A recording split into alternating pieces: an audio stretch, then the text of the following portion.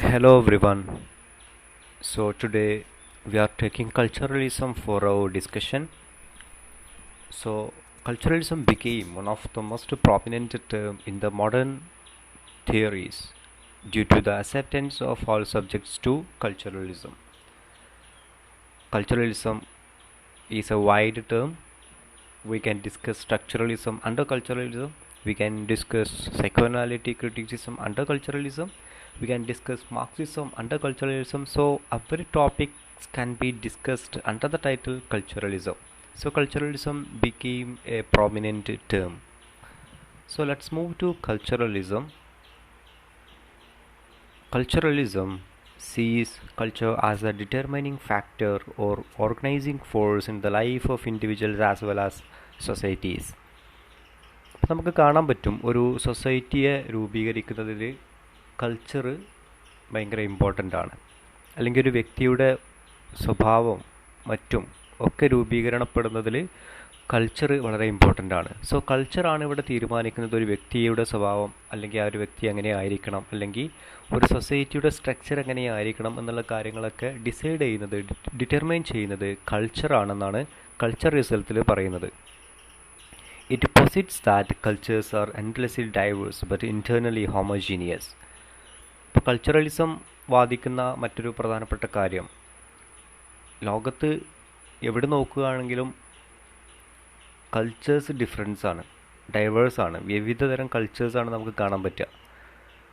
പക്ഷേ അതിനെല്ലാം അകത്തോട്ട് നമ്മൾ ഇറങ്ങി നോക്കുന്ന സമയത്ത് എല്ലാത്തിൻ്റെയും അന്തസത്ത ഒന്ന് മാത്രമാണെന്നാണ് ഇവർ പറയുന്നത്. ഇൻറ്റേർണലി ഹോമോജീനിയസ്, എല്ലാത്തിൻ്റെയും അകത്തോട്ട് നമ്മൾ ഉള്ളിലോട്ട് പോകുന്ന സമയത്ത് അതിൻ്റെ ഒരു സ്ട്രക്ചർ, കൾച്ചറിൻ്റെ ഒരു സ്ട്രക്ചർ എല്ലാ ലോകത്തും എല്ലാ കാലത്തും എവിടെയും കാണുന്നത് ഒരുപോലെയാണെന്നാണ് കൾച്ചറലിസത്തിൽ പറയുന്നത്. It holds that culture shapes a world view of the individual, so he is unable to understand other cultures. ഒരു വ്യക്തിയുടെ കാഴ്ചപ്പാട് രൂപീകരിക്കുന്നതിൽ കൾച്ചർ ഭയങ്കരമായിട്ട് സ്വാധീനം ചെലുത്തുന്നുണ്ട്. അതുപോലെ തന്നെ ഒരു വ്യക്തിയുടെ കൾച്ചർ, ഒരു വ്യക്തി ഒരു കൾച്ചറിൽ ഇൻക്ലൂഡ് ആയിരിക്കും. ആ ഒരു കാരണം കൊണ്ട് തന്നെ മറ്റുള്ള കൾച്ചറിനെ പെട്ടെന്ന് മനസ്സിലാക്കാൻ ആ വ്യക്തിക്ക് കഴിയില്ല. നമ്മളിപ്പോൾ പെട്ടെന്ന് ഒരു ദിവസം ആഫ്രിക്കയിൽ പോകുന്ന സമയത്ത് ആഫ്രിക്കയിലുള്ള കൾച്ചർ എന്തൊക്കെയാണെന്ന് നമുക്ക് പെട്ടെന്ന് മനസ്സിലാക്കാൻ പറ്റില്ല. So unable to understand other culture we are. Culture forms the basis for the common life of different people. നമ്മുടെ ദൈനംദിന ജീവിതത്തിൻ്റെ ബേസ് എന്ന് പറയുന്നത് തന്നെ കൾച്ചറാണ്. അല്ലെങ്കിൽ കൾച്ചറിലൂടെയാണ് നമ്മളുടെ ജീവിതത്തിൻ്റെ ബേസ് ഫോം ചെയ്തു വരുന്നത്. ഡിഫറെൻറ്റ് പീപ്പിൾ, എവിടെയുള്ള ആളുകളായിക്കോട്ടെ, ഏത് നാഷണാലിറ്റി ആയിക്കോട്ടെ, അവരുടെ എല്ലാം ലൈഫിൻ്റെ ബേസ് ഫോം ചെയ്തു വരുന്നത് അവരുടെ കൾച്ചറിലൂടെയാണെന്നാണ് കൾച്ചറലിസത്തിൽ പറയുന്നത്. Culturalism takes culture as a political ideology which determines the life of subjects within the nation. ഒരു രാജ്യത്ത് ജീവിക്കുന്ന പ്രജകൾ, ആ രാജ്യത്തെ പൗരന്മാർ, അവരുടെ ലൈഫിൻ്റെ ഗതി നിർണ്ണയിക്കുന്ന അല്ലെങ്കിൽ അവരുടെ ജീവിതത്തെ വളരെയധികം സ്വാധീനിക്കുന്ന ഒന്നാണ് ആ രാജ്യത്ത് നിലനിൽക്കുന്ന കൾച്ചർ എന്നാണ് കൾച്ചറലിസത്തിൽ പറയുന്നത്. അതുകൂടാതെ കൾച്ചർ എന്ന് പറയുമ്പോൾ ഒരു പൊളിറ്റിക്കൽ ഐഡിയോളജിയുമായിട്ടാണ് കൾച്ചറലിസത്തിലെ ക്രിട്ടിക്കുകൾ കൾച്ചറിനെ ട്രീറ്റ് ചെയ്യുന്നത്, കാണുന്നത്. ഒരു പൊളിറ്റിക്കൽ ഐഡിയോളജി, ഒരു രാഷ്ട്രത്തിന് ഒരു പൊതുവായിട്ടുള്ളൊരു കൾച്ചർ ഉണ്ടാവും. സോ ആ ഒരു പൊതുവായിട്ടുള്ള കൾച്ചർ ആ രാജ്യത്ത് ജീവിക്കുന്ന ആളുകളുടെ ലൈഫിൽ ഭയങ്കരമായിട്ട് സ്വാധീനം ചെലുത്തുന്നുണ്ടെന്നാണ് കൾച്ചറൽ ക്രിട്ടിക്കുകൾ മുന്നോട്ട് വെക്കുന്നത്. The concept was coined by American social philosopher Florian Znaniecki in his book cultural reality. അപ്പോൾ അമേരിക്കൻ സോഷ്യൽ ഫിലോസഫറായിട്ടുള്ള ഫ്ലോറിയൻ സ്രാനിയക്കി അദ്ദേഹത്തിൻ്റെ കൾച്ചറൽ റിയാലിറ്റി എന്നുള്ള പുസ്തകത്തിൽ കൊണ്ടുവന്നിട്ടുള്ള ഒരു കോൺസെപ്റ്റാണ് ഇവിടെ പറയുന്നത്. His idea can be summarised as cultural determinism. കണ്ടോ, നമ്മളൊരു കൾച്ചർ നമ്മുടെ ലൈഫിനെ എങ്ങനെയൊക്കെയാണെന്നുള്ളത് വേണമെന്നുള്ളത് തീരുമാനിക്കുന്നുണ്ട്. നമ്മുടെ രാജ്യത്തിൻ്റെ കൾച്ചർ നമ്മളുടെ ലൈഫ് എങ്ങനെയൊക്കെ വേണമെന്ന് തീരുമാനിക്കുന്നുണ്ട്.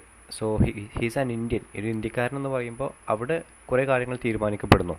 ഒരു പാകിസ്ഥാൻകാരൻ എന്ന് പറയുമ്പോൾ അവിടെ കുറേ കാര്യങ്ങൾ തീരുമാനിക്കപ്പെടുന്നു.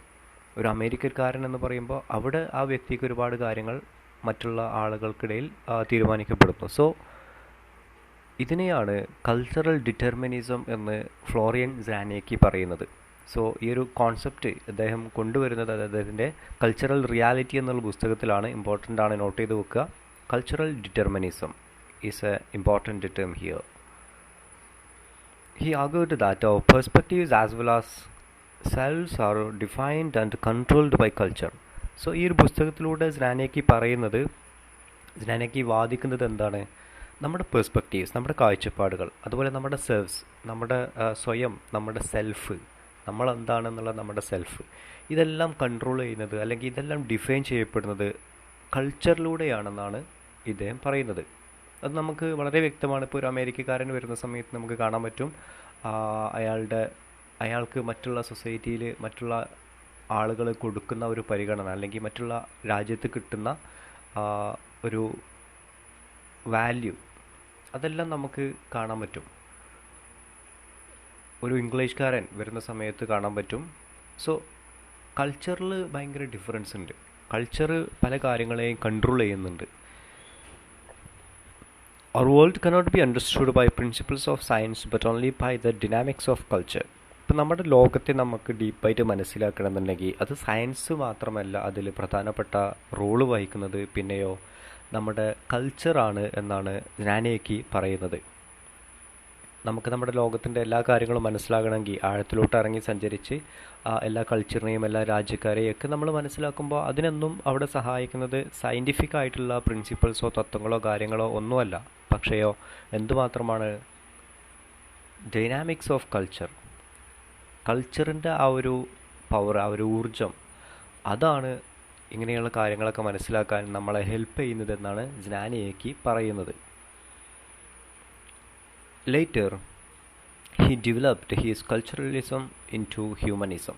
അപ്പോൾ അദ്ദേഹം ഈ ഒരു അദ്ദേഹത്തിൻ്റെ ഈ ഒരു കോൺസെപ്റ്റായിട്ടുള്ള കൾച്ചറൽ ഡിറ്റർമിനിസം എന്നുള്ള കാര്യമൊക്കെ അദ്ദേഹം ഭയങ്കര വൈഡായിട്ട് പിന്നീട് ഡിസ്കസ് ചെയ്യുന്നുണ്ട്. സോ അദ്ദേഹം കൾച്ചറൽ ഡിറ്റർമിനിസത്തെ കൾച്ചറലിസത്തോട്ടും പിന്നെ അതിനെ ഹ്യൂമനിസത്തോട്ടുമൊക്കെ അദ്ദേഹം മാറ്റുന്നുണ്ട്, അല്ലെങ്കിൽ അദ്ദേഹം വ്യാപിപ്പിക്കുന്നുണ്ട്. ഐ മീൻ ഒരു തിയറി ഒരാൾ കൊണ്ടുവരുന്ന സമയത്ത് അത് വളരെ പരിമിതമായിരിക്കും, പിന്നീട് അതിനെ പല സബ്ജക്റ്റുമായിട്ട് മുട്ടിച്ച് നോക്കിയിട്ട് കമ്പയർ ചെയ്തിട്ട് ഇവർ പഠിക്കുന്നു. സോ ഹ്യൂമനിസവുമായിട്ട് കമ്പയർ ചെയ്തിട്ടൊക്കെ കൾച്ചറലിസത്തെ പഠിക്കുന്നുണ്ട്. His theories anticipate many other social and cultural theories like antipositivism and anti natalism തന്നെ ആൻറ്റിപോസിറ്റിവിസം, ആൻറ്റി നേറ്റലിസം. സോ ഇങ്ങനെയുള്ള തിയറീസുമായൊക്കെ കമ്പയർ ചെയ്തിട്ട് അല്ലെങ്കിൽ ആൻറ്റിസിപ്പേറ്റ് ചെയ്യുക മീൻസ് കാര്യങ്ങളൊക്കെ മുൻകൂട്ടി അറിയുന്ന ഒരു രീതിയിലോട്ട് നമ്മുടെ കൾച്ചറൽ ഡിറ്റർമിനിസം എന്നുള്ള തിയറി മാറുന്നുണ്ട്. കൾച്ചറൽ ഡിറ്റർമിനിസം എന്നുള്ള തിയറി പിൽക്കാലത്ത് ആൻറ്റിപോസിറ്റിവിസം അതുപോലെ ആൻറ്റി നേറ്റലിസം എന്നുള്ള തിയറീസുമൊക്കെയായി കമ്പയർ ചെയ്തിട്ട് ആളുകൾ പഠിക്കാൻ തുടങ്ങിയിട്ടുണ്ട്. According to Znaniecki, reality is not absolute but culturally driven. Znaniecki പറയുന്ന മറ്റൊരു പ്രധാനപ്പെട്ട പോയിന്റ്, റിയാലിറ്റി, യാഥാർത്ഥ്യം എന്നുള്ളത് കൾച്ചറലി ഡ്രിവനാണ്. അത് കൾച്ചറിലൂടെ ഉണ്ടായി വരുന്ന ഒരു കാര്യമാണ് യാഥാർത്ഥ്യങ്ങൾ. നമ്മുടെ ഇന്ത്യയിലോട്ട് വരുമ്പോൾ ഇന്ത്യയിൽ നമ്മൾ അനുഭവിക്കുന്ന പല യാഥാർത്ഥ്യങ്ങളും പല കാര്യങ്ങളും കൾച്ചറിൻ്റെ ഭാഗമായിട്ട് ഉരുത്തിരിഞ്ഞു വരുന്നതാണെന്നാണ് ജ്ഞാനേക്കി പറയുന്നത്. Approaching from Marxist perspective, Richard Hogarth, Raymond Williams and Edward Thompson have greatly contributed to culturalism. അപ്പോൾ നമുക്ക് കാണാൻ പറ്റും കൾച്ചറലിസത്തോട്ട് ഒരുപാട് ആളുകൾ ഒരുപാട് രീതിയിൽ കോൺട്രിബ്യൂഷൻ ചെയ്തിട്ടുണ്ട്. അതിൽ നിന്ന് തന്നെ മാർക്സിസ്റ്റ് ക്രിട്ടിക്കുകളുണ്ട്. റിച്ചാർഡ് ഹൊഗാർട്ടും റെയ്മണ്ട് വില്യംസും എഡ്വാർഡ് തോംസണും ഒക്കെ ഒരുപാട് രീതിയിൽ കൾച്ചറലിസത്തോട്ട് അവർ അറിയാണ്ട് തന്നെ കോൺട്രിബ്യൂഷൻ ചെയ്തിട്ടുണ്ട്. It's best understood in contrast with structuralism. അപ്പോൾ പറയുന്നു ജ്ഞാനേക്കി വീണ്ടും കൾച്ചറലിസത്തെ മനസ്സിലാക്കാൻ വേണ്ടിയിട്ട് അതിനെ ഏറ്റവും സിമ്പിൾ എന്നുള്ളത് സ്ട്രക്ചറലിസവുമായി താരതമ്യം ചെയ്ത് പഠിക്കുക എന്നുള്ളതാണ്. സ്ട്രക്ചറലിസം നമ്മൾ പഠിച്ചതാണ്. എന്തിനും ഒരു സ്ട്രക്ചർ ഉണ്ടാവും. ഒരു സൊസൈറ്റിക്ക് ഒരു സ്ട്രക്ചർ ഉണ്ടാവും, ഒരു സ്റ്റേറ്റ് ഉണ്ടാവും, ആ സ്റ്റേറ്റിനകത്ത് ഡിസ്ട്രിക്റ്റ് ഉണ്ടാവും, ആ ഡിസ്ട്രിക്റ്റിനകത്ത് പഞ്ചായത്തുകൾ, അങ്ങനെ മുനിസിപ്പാലിറ്റികൾ, കോർപ്പറേഷൻസ്, അങ്ങനെ ഒരു സ്ട്രക്ചർ ഉണ്ടാവും. സോ ഈ ഒരു സ്ട്രക്ചർ ഒരു കൾച്ചറിനെ എടുത്ത് പരിശോധിക്കുകയാണെങ്കിൽ നമുക്ക് കാണാൻ പറ്റും എന്നാണ് ജ്ഞാനേക്കി പറയുന്നത്. അതിനാണ് അദ്ദേഹം സ്ട്രക്ചറലിസത്തെ ഇങ്ങോട്ട് കൊണ്ടുവരുന്നത്. Structuralism places culture outside the spheres of human action and sees its product of social structure. അപ്പോൾ സ്ട്രക്ചറലിസവുമായി താരതമ്യം ചെയ്ത് മുട്ടിച്ചു നോക്കി പഠിക്കുന്ന സമയത്ത് കാണാൻ പറ്റുന്നത് മനുഷ്യൻ്റെ ആക്ഷൻസ്, മനുഷ്യന് ചെയ്യാൻ പറ്റുന്ന കാര്യങ്ങൾക്ക് പുറമെ ഒരു പല കാര്യങ്ങൾ നിയന്ത്രിക്കപ്പെടുന്നു എന്നുള്ളതാണ്. അതുപോലെ തന്നെ കൾച്ചറിനെ ഒരു സോഷ്യൽ സ്ട്രക്ചറായിട്ട് കാണുന്നു എന്നുള്ളതാണ്. നമ്മൾ അനുഭവിക്കുന്ന ഈ കൾച്ചറിനെ, നമ്മൾ ജീവിക്കുന്ന ഈ സൊസൈറ്റിയുടെ ജസ്റ്റ് ഒരു സ്ട്രക്ചർ മാത്രമായിട്ടാണ് നമുക്ക് കാണാൻ പറ്റുക. എപ്പോൾ നമ്മൾ കൾച്ചറലിസത്തെ സ്ട്രക്ചറലിസവുമായി കമ്പയർ ചെയ്തിട്ട് പഠിക്കുന്ന സമയത്ത്. Culturalism, according to Williams and Thompson, is a result of product of active and creative interaction of people. ഇപ്പോൾ ഇവിടെ കാണാൻ പറ്റും, ക്രിയേറ്റീവായിട്ട് അല്ലെങ്കിൽ ആക്റ്റീവായിട്ട് നിലനിൽക്കുന്ന ഒരു ജനതയ്ക്ക് അവിടെ കുറച്ചും കൂടി നല്ല കൾച്ചർ അവൈലബിൾ ആണ്. സോ നമുക്ക് ഭയങ്കര കുഗ്രാമങ്ങളിലോട്ടൊക്കെ പോയാൽ കാണാൻ പറ്റും, ഭയങ്കരമായിട്ട് ഒരു ബാക്ക്വേർഡ് കൾച്ചറായിരിക്കും അവർ ഫോളോ ചെയ്യുന്നത്. അവരുടെ കൾച്ചർ അങ്ങനെയേ ഡെവലപ്പ് ആയിട്ടുള്ളൂ. അവരുടെ അത്രയും ആക്റ്റീവ് ആയിരിക്കില്ല അവരുടെ ലൈഫ് സ്റ്റൈല്, അവർ അത്രയും ക്രിയേറ്റീവ് ആയിട്ടില്ല, അവരത്രയും ഇൻട്രാക്റ്റീവ് ആയിരിക്കില്ല, ലോകവുമായിട്ട് അവർ കണക്റ്റഡ് ആയിരിക്കില്ല. സോ അതിൻ്റെ ചേഞ്ച്, അതിൻ്റെ ആ ഒരു പ്രതിഫലനം അവരുടെ കൾച്ചറിൽ പോലും നമുക്ക് കാണാൻ പറ്റും. സോ റൈമണ്ട് വില്യംസും അതുപോലെ തോംസണൊക്കെ പറയുന്ന കാര്യം അത് തന്നെയാണ്. ഒരു സമൂഹം എത്രത്തോളം ആക്റ്റീവ് ആകുന്നുവോ അത്രത്തോളം ആ ഒരു സമൂഹത്തിൻ്റെ കൾച്ചർ ഡെവലപ്പ് ആകുമെന്നാണ് ഇവർ പറയുന്നത്. Hoggart and Williams maintained that culture is ordinary. അപ്പോൾ അവർ വീണ്ടും മുന്നോട്ട് വെക്കുന്ന പ്രധാനപ്പെട്ട കാര്യം കൾച്ചർ എന്നുള്ളത് ഓർഡിനറി ആണ് എന്നുള്ളതാണ്. സാധാരണമായിട്ട് ഒരു പ്രദേശത്ത് നടന്നുകൊണ്ടിരിക്കുന്ന അല്ലെങ്കിൽ സ്വാഭാവികമായിട്ട് നടക്കുന്ന ഒരു കാര്യത്തെയാണ് ഇവർ കൾച്ചർ എന്ന് പറയുന്നത്. So culturalism recognises the capacity of common people to construct culture. അതുപോലെ തന്നെ കൾച്ചറലിസത്തിലൂടെ നമ്മൾ പഠിക്കുന്ന സമയത്ത് നമുക്ക് മനസ്സിലാക്കാൻ പറ്റും, ഈ കൾച്ചർ കൺസ്ട്രക്റ്റ് ചെയ്യുന്നതിൽ ആ സമൂഹത്തിൽ ജീവിക്കുന്ന ആളുകളുടെ കപ്പാസിറ്റി ഭയങ്കരമായിട്ട് സ്വാധീനം ചെലുത്തുന്നുണ്ടെന്നുള്ളതാണ്. നമ്മൾ നേരത്തെ പറഞ്ഞ അതേ സെയിം പോയിന്റ് തന്നെയാണ്. ഒരു രാജ്യത്ത് അല്ലെങ്കിൽ ഒരു പ്രദേശത്ത് ജീവിക്കുന്ന ആളുകളുടെ ക്രിയേറ്റിവിറ്റിക്ക് അനുസരിച്ചായിരിക്കും അവിടുത്തെ കൾച്ചർ ഡെവലപ്പായി വരുന്നത്, അല്ലെങ്കിൽ അവരുടെ ആക്റ്റീവ് പാർട്ടിസിപ്പേഷന് അനുസരിച്ചായിരിക്കും അവിടുത്തെ കൾച്ചർ ഡെവലപ്പായി വരുന്നത്. As we have seen above, cultures to Williams is not limited to high art. നമ്മൾ കാണുന്ന പോലെ റൈമണ്ട് വില്യംസ് പറയുന്നത് കൾച്ചർ എന്നുള്ളത് എന്താണ്, not limited to high art. High art means ഉയർന്ന കലാ മൂല്യങ്ങളുള്ള കലകൾ, ലിറ്ററേച്ചർ ആവാം, ആർക്കിടെക്ചർ ആവാം, അങ്ങനെയുള്ള വലിയ വലിയ കലാ രീതികൾ. ഇതിനോടൊന്നും ലിറ്ററേച്ചറിലൊന്നും തന്നെ കൾച്ചറിന് ലിമിറ്റ് വെക്കാൻ നമുക്ക് കഴിയുന്നില്ല എന്നുള്ളതാണ്. ഓക്കെ, ഇപ്പോൾ ഒരു നോവൽ വായിക്കുന്ന സമയത്ത്, ഒരു 20th സെഞ്ച്വറിയിൽ എഴുതപ്പെട്ട ഒരു നോവൽ വായിക്കുന്ന സമയത്ത് ഇംഗ്ലണ്ടിലെ സ്റ്റോറി ആണെങ്കിൽ ആ ഇംഗ്ലണ്ടിലുള്ള ആ ഒരു കൾച്ചർ നമുക്ക് ആ ഒരു ആർട്ടിലൂടെ കാണാൻ പറ്റുന്നുള്ളതാണ് പ്രധാനപ്പെട്ട കാര്യം. ഓക്കെ, ഇപ്പോൾ 18th സെഞ്ച്വറിയിൽ എഴുതപ്പെട്ട ഒരു നോവൽ, അല്ലെങ്കിൽ പിൽഗ്രിം പ്രോഗ്രസ് എന്നുള്ള ഒരു നോവൽ, ജോൺ പനീൻ എഴുതിയിട്ടുള്ള പിൽഗ്രിംസ് പ്രോഗ്രസ്. സോ ആ പിൽഗ്രിംസ് പ്രോഗ്രസ് വായിക്കുന്ന സമയത്ത് അവിടുത്തെ ആളുകളുടെ കൾച്ചർ അതിൽ റിഫ്ലക്റ്റ് ചെയ്ത് കാണുന്നു എന്നുള്ളതാണ്. അതുപോലെ തന്നെ എല്ലാ കാലത്തും എഴുതപ്പെടുന്ന നോവലുകളിലും ഡ്രാമകളിലും ആ പ്രദേശത്തിൻ്റെ, ആ രാജ്യത്തിൻ്റെ സംസ്കാരവും കൾച്ചറും ഒക്കെ പ്രതിഫലിച്ച് കാണുന്നുള്ളൂ എന്നുള്ളതാണ് റൈമണ്ട് വില്യംസ് പറയുന്നത്. So it's not limited to high art. ആർട്ടിലോട്ട് വരുന്ന സമയത്ത് കൾച്ചറിന് ലിമിറ്റേഷൻസ് ഇല്ല. Okay, Culturalism explores the way that active human beings create cultural meaning. വീണ്ടും പറയുന്നു, ആക്റ്റീവ് ഹ്യൂമൻ ബീയിങ്സ് ആണ് എന്ത് ക്രിയേറ്റ് ചെയ്യുന്നത്, കൾച്ചറൽ മീനിങ്സ് ക്രിയേറ്റ് ചെയ്യുന്നത്. ഒരു സമൂഹത്തിൽ ആ സമൂഹത്തിൻ്റെ സാംസ്കാരികമായിട്ടുള്ള അർത്ഥങ്ങൾ, ഇപ്പം നമ്മൾ ഇപ്പോൾ ഓണം സെലിബ്രേഷൻ അല്ലെങ്കിൽ അങ്ങനെയുള്ള ചെറിയ ചെറിയ എന്തെങ്കിലും സെലിബ്രേഷൻ, പ്രാദേശികപരമായിട്ട് നിലനിൽക്കുന്ന സെലിബ്രേഷൻസ്, ഇതിനെല്ലാം അർത്ഥങ്ങൾ കൊടുക്കുന്നത് ഇവിടുത്തെ ജനങ്ങളെ ചുറ്റിപ്പറ്റിയാണ്. ഓക്കെ, സോ അതുകൊണ്ട് തന്നെയാണ് ഇവിടെ വീണ്ടും റൈമണ്ട് വില്യംസ് പറയുന്നത് culturalism explores the way that active human beings create cultural meaning. Active human beings ആണ് ഒരു പ്രദേശത്ത് നിലനിൽക്കുന്ന ആക്റ്റീവായിട്ടുള്ള ഹ്യൂമൻ ബീയിങ്സ് ആണ് കൾച്ചറിൽ മീനിങ്സ് കൊണ്ടുവരുന്നത്.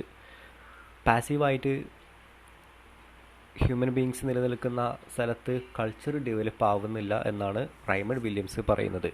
The focus is on the lived experience of the people on material plane. So ഭൗതികപരമായ തലത്തിലാണ് ആളുകൾ ജീവിക്കുന്നത്. ഭൗതികപരമായിട്ടുള്ള കാര്യങ്ങളാണ് ആളുകളുടെ ജീവിതത്തിൽ ഏറ്റവും കൂടുതൽ സ്വാധീനം ചെലുത്തുന്നത്. വാഹനങ്ങൾ, ഫോണ്, ബുക്സ്, ഡ്രസ്സ്, ഇങ്ങനെയുള്ള കാര്യങ്ങളാണ് ഒരു വ്യക്തിയുടെ എക്സ്പീരിയൻസ് എന്ന് പറഞ്ഞാൽ അദ്ദേഹത്തിൻ്റെ കൾച്ചറൽ എക്സ്പീരിയൻസ് തീരുമാനിക്കുന്നത് മെറ്റീരിയൽ ആയിട്ടുള്ള പ്ലാൻസ് ആണ്, മെറ്റീരിയൽ ആയിട്ടുള്ള തലത്തിലാണെന്നാണ് റൈമണ്ട് വില്യംസ് പിന്നീട് പറയുന്നത്. നമ്മുടെ കൾച്ചറിനെ തീരുമാനിക്കാൻ, കൾച്ചറിനെ സ്വാധീനിക്കാൻ മെറ്റീരിയൽ ആയിട്ടുള്ള വസ്തുക്കൾക്ക് പറ്റും. ഫോണുകൾക്ക് പറ്റിയിട്ടുണ്ട്. അത് നമ്മൾ കണ്ടതാണ്. കമ്പ്യൂട്ടേഴ്സ്, ബുക്സ്, ഡ്രസ്സുകൾ, ഇങ്ങനെയുള്ള കാര്യങ്ങളെല്ലാമാണ് നമ്മുടെ ഒരു മനുഷ്യൻ്റെ ലിവ്ഡ് എക്സ്പീരിയൻസ്. ഒരു മനുഷ്യൻ ജീവിക്കുന്ന ആ ഒരു ജീവിതം, ആ ഒരു അനുഭവത്തെ മാറ്റുന്നത് മെറ്റീരിയൽ ആയിട്ടുള്ള കാര്യങ്ങളാണെന്നാണ് റൈമണ്ട് വില്യംസ് പറയുന്നത്. Williams and Thomson define culture as a form of historical cultural materialism which understands culture as to be explored within the context of its material conditions of production over historical periods.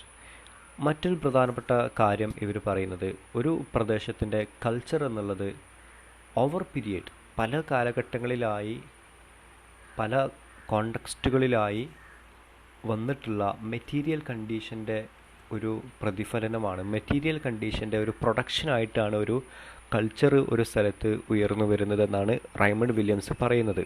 Historical period, പല ചരിത്ര കാലഘട്ടങ്ങളായി, പല കൊല്ലങ്ങളായി, പല ഡിക്കേഡുകളായി, പല നൂറ്റാണ്ടുകളായി ഒരു പ്രദേശത്തോട്ട് material ആയിട്ടുള്ള പല കാര്യങ്ങളും ആഡ് ചെയ്യപ്പെടും. ഇപ്പോൾ നമുക്കറിയാം, കേരളത്തിലോട്ട് തന്നെ ഇപ്പോൾ മെറ്റീരിയൽ തലത്തിൽ, ഭൗതിക തലത്തിൽ നമ്മൾ നോക്കുകയാണെങ്കിൽ കമ്പ്യൂട്ടേഴ്സ് ആഡ് ചെയ്യപ്പെട്ടു, cell phones, mobile phones, smart phones add ചെയ്യപ്പെട്ടു.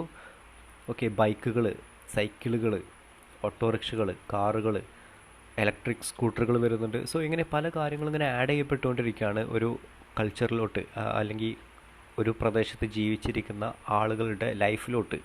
സോ ഇങ്ങനെ ആഡ് ചെയ്യപ്പെടുന്ന ഭൗതികപരമായിട്ടുള്ള കാര്യങ്ങൾ, നമുക്ക് ടച്ച് ചെയ്യാനും അനുഭവിക്കാനും പറ്റുന്ന ഭൗതികപരമായിട്ടുള്ള കാര്യങ്ങൾ, വിശ്വാസങ്ങളല്ല ഇവിടെ പറയുന്നത്, ഭൗതികപരമായിട്ടുള്ള കാര്യങ്ങൾ ആ ഒരു കൾച്ചർ രൂപീകരിക്കുന്നത് പ്രധാനപ്പെട്ട ഒരു പോയിൻ്റാണെന്നാണ് റൈമണ്ട് വില്യംസ് പറയുന്നത്. ഇത് സംഭവിക്കുന്നത് ഓവർ ഹിസ്റ്ററിക്കൽ പീരിയഡ്സ് ആണ്, പല കാലാന്തരങ്ങളായിക്കൊണ്ടാണ് ഇത് സംഭവിക്കുന്നത്. In short, culturalism as envisaged by Williams and Thomson examines the place of culture in class power in its endeavor to seek and discover voice of the subordinate classes.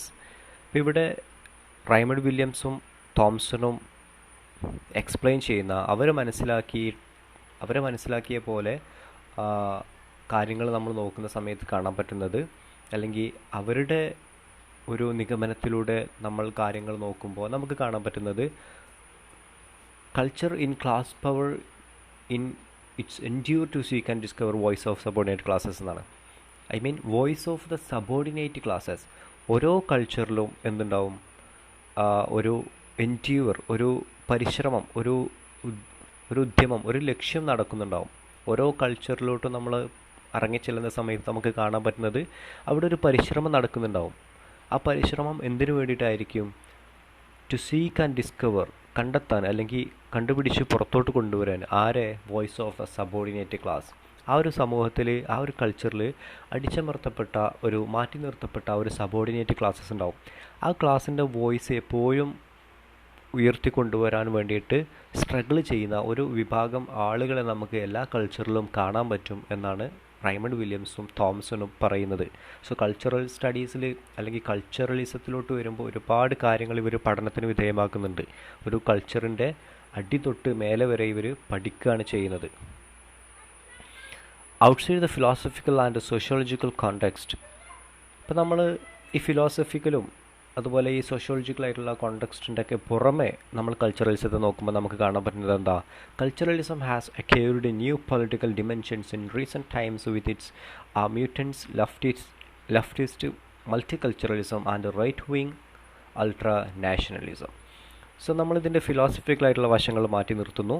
സോഷ്യോളജിക്കലായിട്ടുള്ള context വശങ്ങളൊക്കെ മാറ്റി നിർത്തുന്നു. എന്നിട്ട് നമ്മൾ കൾച്ചറലിസത്തെ നോക്കുന്ന സമയത്ത് നമുക്ക് കാണാൻ പറ്റുന്നത് പുതിയ രാഷ്ട്രീയ തലങ്ങൾ കൾച്ചറലിസത്തിലൂടെ അല്ലെങ്കിൽ കൾച്ചറിലൂടെ സംസ്കാരത്തിലൂടെ ഉയർന്നു വരുന്നു എന്നുള്ളതാണ് പ്രധാനപ്പെട്ട ഒരു point. New political dimensions in recent times with its mutants. അപ്പോൾ ഒരുപാട് അതിൻ്റെ വകഭേദങ്ങളോട് കൂടി തന്നെ ഒരു രാഷ്ട്രീയപരമായിട്ടുള്ള പുതിയ നിഗമനങ്ങൾ, രാഷ്ട്രീയപരമായിട്ടുള്ള പുതിയ കാഴ്ചപ്പാടുകൾ, രാഷ്ട്രീയപരമായിട്ടുള്ള പുതിയ ഐഡിയകൾ, ആശയങ്ങൾ, ഇതെല്ലാം പുതിയ പാർട്ടീസ്, ഇതെല്ലാം കാലാന്തരങ്ങളായിക്കൊണ്ട് ഉയർന്നു വരുന്നുണ്ട് എന്നാണ് കൾച്ചറലിസത്തിലൂടെ നമ്മൾ കാണുന്ന മറ്റൊരു പ്രധാനപ്പെട്ട point. So new political dimensions ആണ് ഉയർന്നു വരുന്നത്. അപ്പോൾ ഈ ഉയർന്നു വരുന്ന പുതിയ രാഷ്ട്രീയപരമായിട്ടുള്ള ഈ പൊളിറ്റിക്കൽ ഡിമെൻഷൻസ്, ഇതും ആരുടെ ജീവിതത്തെ സ്വാധീനിക്കുന്നുണ്ട്? ആ സമൂഹത്തിൽ ജീവിക്കുന്ന വ്യക്തികളുടെ വ്യക്തി ജീവിതത്തെ നല്ല രീതിയിൽ തന്നെ സ്വാധീനിക്കുന്നുണ്ട് എന്നുള്ളതാണ് ഇവരിവിടെ പറയുന്നത്. നമുക്കിപ്പോൾ കാണാൻ പറ്റും ഇന്ത്യയിലുള്ള കണ്ടീഷൻസ് എല്ലാം, ഇന്ത്യയിൽ ജീവിക്കുന്ന ആളുകളുടെ വ്യക്തി ജീവിതത്തെ വരെ ഇന്ത്യയിലുള്ള ന്യൂ പൊളിറ്റിക്കൽ ഡിമെൻഷൻ ബാധിച്ചു കഴിഞ്ഞു എന്നുള്ളതാണ്. So the leftist multiculturalism and right wing ultranationalism, അതുകൂടാതെ തന്നെ ഇതിൻ്റെ തൊട്ട് വകഭേദമായിട്ട് ഉണ്ടാവുന്ന ഈ പുതിയ പുതിയ പൊളിറ്റിക്കൽ ഡിമെൻഷൻസ് ഉണ്ടാകുമ്പോൾ അതിൻ്റെ തൊട്ട് കൂടെ ഉണ്ടാകുന്ന മറ്റ് പ്രധാനപ്പെട്ട കാര്യങ്ങളാണ് ലെഫ്റ്റിസ്റ്റ് മൾട്ടികൾച്ചറലിസം. നമ്മളെ ക്യാപിറ്റലിസം മുന്നോട്ട് വരുന്ന സമയത്ത് അതിൻ്റെ തൊട്ടു ശേഷം വരുന്നൊരു കാര്യമാണ്, അതിൻ്റെ തൊട്ടുകൂടെ തന്നെ വരുന്ന, അതിൻ്റെ മറുവശമായിട്ട് വരുന്നൊരു പ്രധാനപ്പെട്ട കാര്യമാണ് ലെഫ്റ്റിസ്റ്റ് മൾട്ടികൾച്ചറലിസം എന്നുള്ളത്. ഐ മീൻ ഒരു ഇടത് ചിന്തയുള്ള ഒരു കാര്യം, ഒരു പ്രക്ഷോഭകാരികൾ അല്ലെങ്കിൽ ഒരു വിപ്ലവകാരികൾ അല്ലെങ്കിൽ ഉയർന്നു വരാൻ സന്നദ്ധ പ്രകടിപ്പിക്കുന്ന ഒരു വിഭാഗം ആളുകൾ. സോ അങ്ങനെയുള്ള ഒരു വിഭാഗം ആളുകളും ഒരു കൾച്ചറിൽ ഉയർന്നു വരുന്നു എപ്പോൾ? പുതിയ പൊളിറ്റിക്കൽ ഡിമെൻഷൻസിന് ഉണ്ടാവുന്നതോടുകൂടി എന്നാണ് റൈമണ്ട് വില്യംസ് പറയുന്നത്. ആൻഡ് റൈറ്റ് വിങ് അൾട്രനാഷണലിസം മീൻസ് ദേശീയമായിട്ടുള്ള തീക്ഷ്ണത, ഒരു രാജ്യത്തിൻ്റെ അതിൻ്റെ നാഷണാലിറ്റി അല്ലെങ്കിൽ നാഷണൽ എന്നുള്ള ഒരു ഫീലിംഗ് ആളുകൾക്കിടയിൽ വർദ്ധിച്ചു വരുന്നു എപ്പോൾ? പുതിയ രാഷ്ട്രീയ ഡിമെൻഷൻസ് ഉണ്ടാകുന്ന സമയത്ത് എന്നാണ് റൈമണ്ട് വില്യംസ് പറയുന്നത്. സോ കൾച്ചറലിസം എന്നുള്ളത് വളരെ സിമ്പിളായിട്ടുള്ളൊരു ടോപ്പിക്കാണ്, അതേസമയം തന്നെ അത് ഭയങ്കരമായിട്ടുള്ള ഇമ്പോർട്ടൻ്റ് ആയിട്ട് നമ്മൾ കാണേണ്ട ഒരു ടോപ്പിക്കും കൂടിയാണ്. സോ ഇവിടെ നമുക്ക് നോക്കാൻ വേണ്ടിയിട്ടുള്ളത് ഫ്ലോറിയൻ സ്നാനിയക്കയുടെ ആ ഒരു കോൺസെപ്റ്റ്, കൾച്ചറൽ ഡിറ്റർമിനിസം എന്നുള്ള കോൺസെപ്റ്റാണ് നോക്കാൻ വേണ്ടിയിട്ടുള്ളത്. അത് അദ്ദേഹം കൊണ്ടുവരുന്നത് കൾച്ചറൽ റിയാലിറ്റി എന്നുള്ള പുസ്തകത്തിലൂടെയാണ്. 1919 ആ പുസ്തകം പുറത്തിറങ്ങുന്നത്. സോ അത് വളരെയധികം ഇമ്പോർട്ടൻ്റ് ആണ്, നോട്ട് ചെയ്ത് വെക്കണം. ഓക്കെ, സോ ഇത്രയും കാര്യങ്ങളാണ് നമുക്ക് കൾച്ചറലിസത്തിൻ്റെ ബേസിൽ ഒരു സ്റ്റാർട്ടായിട്ട് ഡിസ്കസ് ചെയ്യാൻ വേണ്ടിയിട്ടുള്ളൂ. And the next point that will be discussed is Stuart Hall. Stuart Hall will be our next point. Stuart hall വളരെ ഇമ്പോർട്ടൻ്റ് ആണ്, കൾച്ചറലിസത്തിൻ്റെ ഫീൽഡിലോട്ട് ഒരുപാട് കോൺട്രിബ്യൂഷൻസ് നൽകിയിട്ടുള്ള വ്യക്തിയാണ് Stuart hall. So Stuart hall we can discuss tomorrow. Okay, anyway by.